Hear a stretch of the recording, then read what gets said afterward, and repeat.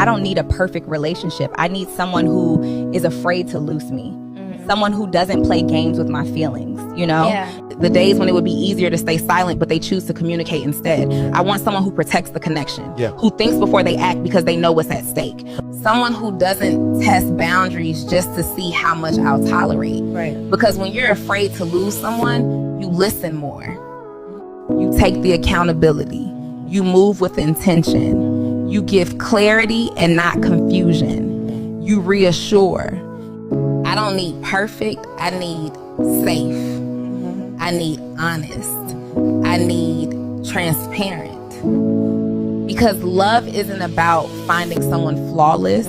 It's about finding someone who chooses you, even when they could walk away. And let me tell you something. If the love doesn't feel like 90s R&B, then I don't want it.